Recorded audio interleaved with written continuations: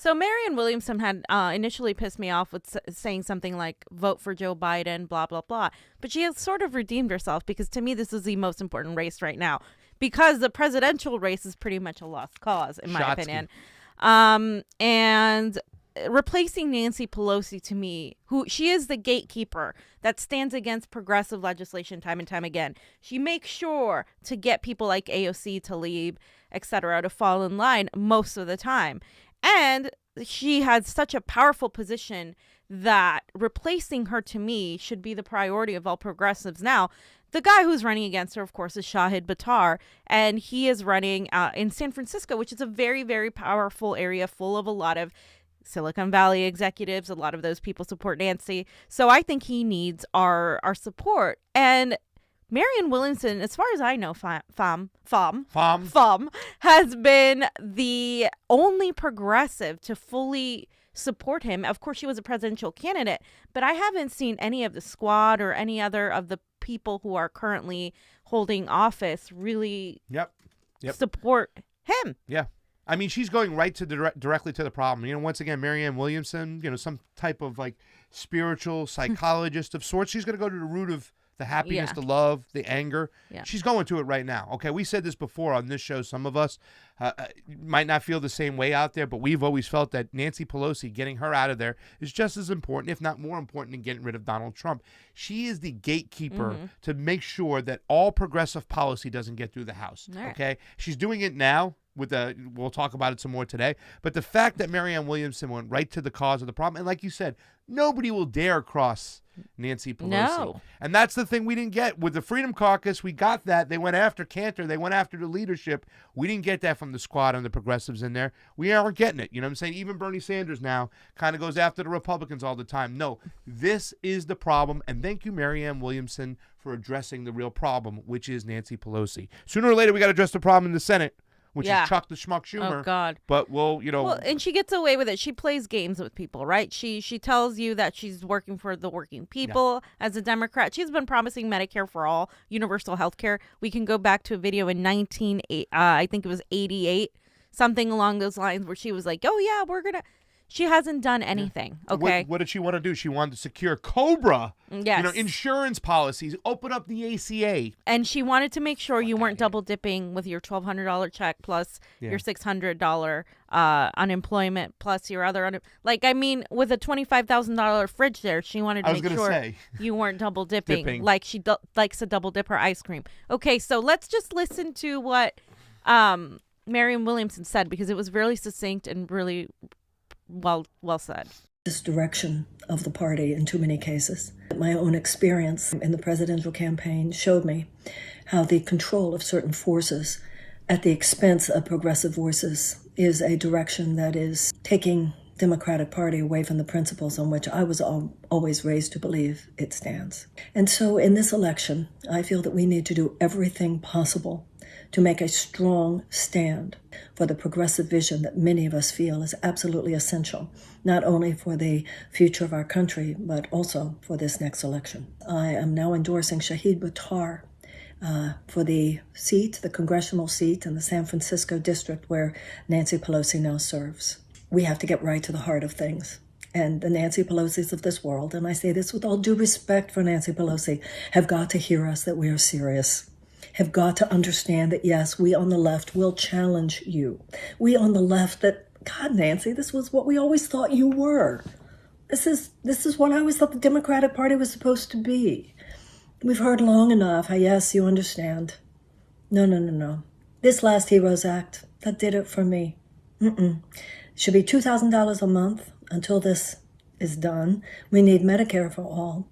We need a show of compassion for the American people. That is simply not the agenda these days for the corporate-backed Democratic Party. And if that doesn't change, I think we're going to have a hard time this year. And America's even going to have a harder time in the future. So I hope you'll check out Shahid Buttar, because I think he's worthy of our support. He's a perfect challenger for Nancy. I think this is good for Nancy. You can go to shahidbuttar.com. I support him wholeheartedly because I think there's a message there that's an important one. And I hope that you will join me. Progressives can't just be sidelined all the time or pander to, suppressed. It's got to stop. Let's stop it now. ShahidButtar.com. Thanks. Yep. And fam, I'm smiling. It's just like, that was so freaking awesome. Let's go to the source of the problem, right? it shouldn't be a big deal, you guys, but she's literally the only person doing this. I mean, I haven't seen any AOC, Bernie, none of these people go out on a limb and endorse somebody against one of the most powerful politicians of our time, one of the richest as well, Nancy Pelosi. I mean, to me, it shows courage, and she's right. I mean, this is what the Shahid isn't some radical leftist. Not really. I mean, he's an activist. He's still willing to work within the Democratic Party, which is one of my concerns. Yeah. That I have. You know, I'm not really, but I think candidates like him, like she said, he's a good candidate, a good challenge for Nancy Pelosi, because he's still like trying to do it within the Democratic Party. He's not even that radical of a candidate. He's simply going to do what the Democratic Party has said that they were going to do for a long time, that they've stopped doing. And so to me, it's a no-brainer. I don't have to agree with everything Shahid represents, but some of the things he does represent are accountability when it comes to your civil liberties and also election integrity. I think he would be somebody that would fight for election integrity based on our interviews with him and the things we've discussed. Yeah. And somebody that's going to fight for Medicare for all. And she's right. Like, this last HEROES Act did it for her. The CARES Act did it for a lot of us, but for the HEROES Act, I mean, you know, we need a UBI. We need something like that, and they completely ignored that. Yeah. And that's what we're going to talk about later. Yeah, in a minute. I mean, listen. When it comes to Shahid, I wish he'd be a little bit more savage. You know what I'm saying? Right. I like that. It seems like, hey, you know, what's going on with this? You want to come on the show maybe and talk about what Nancy's done wrong? He's like, no, I'm gonna go tell you I have solutions. He's always presenting solutions. So no matter what, if you don't believe in his tactics, or maybe he could be a little bit, he always has a solution. He's always up to date on stuff. He educates us. He educated me so much on emoluments, you know what I'm saying? Yeah. On and off of the show. And like you say, our civil liberties, he got arrested for going after Clapper. And, you know, even though he was really strong on impeaching Donald Trump, he's across the board. He wants to impeach any corporate Democrat that gets out of line, as well as anybody on the right. So it's not, he doesn't play as many tribal politics. He plays a little bit, I think, too, because his district calls for that. Mm-hmm. He's got that district where they have a lot of latte liberals in San Francisco that just hate Trump. So, I mean, it's interesting to see what happened. But what Marianne Williamson just did right there is pretty amazing, fam. And I really wish we'd see more people do that. Yeah. Because that is the source of the problem. That is what we need to get rid of. And, you know, regardless who did what on this HEROES Act, the fact that nobody's calling out Nancy Pelosi is kind of sad right now, because she is the root of the problem. Yeah, it's very and you go see right there, that's Shahid getting arrested for going after Clapper. You know, right up in our civil liberties. They tell him, he's like, why is there a different set of laws for these guys? They get away with doing what they did, and there's a different set of laws for us. And it would just show like the taking away the queen, because she is the queen on the chessboard right now. Yeah. Like she calls a lot of the shots, and if we can take down the queen, we can do a lot. And I think if everybody's effort right now should be to remove, apart from general strike, should be to remove Nancy Pelosi. I don't give a damn about who Joe Biden's VP is going to be. Yeah. That's a position of not much power. And also, I don't think Joe Biden with anybody is going to beat Donald Trump. I think that the force here would be to replace Nancy Pelosi. That would make you a competitive party against the Republican Party, because they can no longer really, if you get a progressive in there, what is Donald Trump going to say? Oh, Shahid. I mean, it's just like, that would be real opposition. Yeah. That's right now. This is just a game. It's play. It's play. It's something that has not happened on the left, that happened on the right. While we have Donald Trump here, he's not the typical establishment Republican at all. Yeah. The establishment was against him. He was more of a Tea Party minded guy. That's because when we talk about that Freedom Caucus, we need to do that. And if we don't do that and we allow this person to still be the keeper at the gate, we're not going to get anything. Yeah. Because she's the worst opposition there is whatsoever against progressive policies, because our policy is make sure progressives don't take power first. Yep. Then if we can beat some Republicans after, maybe we'll do so. So, and it's kind of funny, isn't it? Because when we started this show, I remember we did the top 4 candidates that we liked. Stephen Jaffe was one of those candidates. Shahid Buttar entered the race late. He entered the race because he was pushed. They said, listen, there's no ground game from the other progressives going on. Now, there was a lot of, what's the word I'm looking for? Complaining back and forth, a lot of huffing and puffing. There was just too many candidates. Yeah. Like, progressives, we need to be able to out-organize in the sense of the establishment, they come together against one candidate, for one candidate. We don't do that on the left because we believe in democracy, right? It's ironically a thing that, in a way, though, like standing behind somebody like Shahid, in this case, he's the only one I think left that's actually has the the best chance of defeating her. It's him and Nancy. So why not, guys? Like, stand behind this guy. I think it's important. I'm not a Democrat. I'm going to be a Democrat any longer.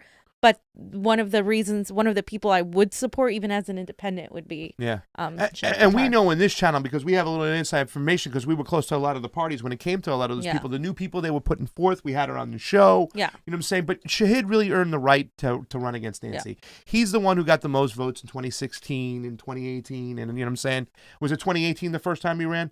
When there's the three progressives? So. Well, he got the most votes than all the progressives. So he earned the right this time. So I know this time when people were kind of putting forth, I'm like, no, we should have gotten behind Shahid then. We should have got after what happened in 2018. But there was a lot of hurt feelings, like, why did he run in the first place? But he was pushed because nobody was mounting a ground game. And he's the only one to show for that district that he's got a legitimate shot of getting out there and getting the vote. Now, it's still an uphill battle. But I think that if he loses this time, next time, he can absolutely get it. Yeah. He should be able. Yeah, he should. Yeah, he should be pushing for the next time if he does. If he comes close. Yeah, it's got to be. Once again, it will be a 6-year campaign or whatever the case may be. But he has got the momentum. He's got his. He's dug in there deep, and we should continue to support him. So, fam, what do you want to talk about the Heroes Act? What's your fave? Real quick. I really like what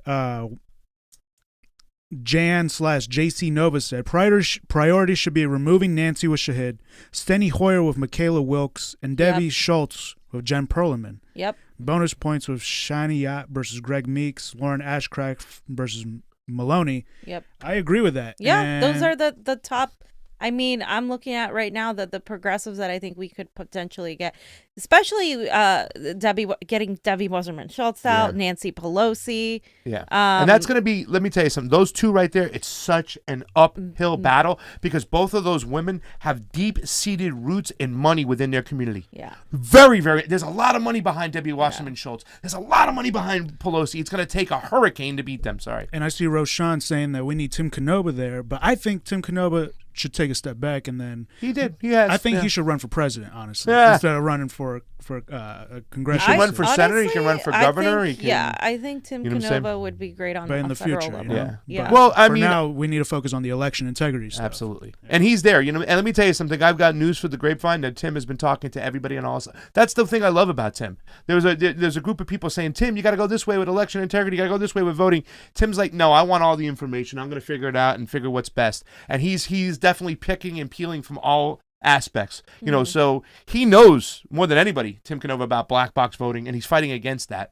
So I think that's great. And by the way, that girl said, that's my woman, Marianne. Thank you for the super chat contribution. And Gringo, girl. He did one of these things. Like Orb Queens Unite. Oh, Gringo, thank you for the sticker with the boom, boom, bah. Okay, and Glory Jones over there says, by the way, thanks, y'all, for my Convo care package. Aw, Convo care package.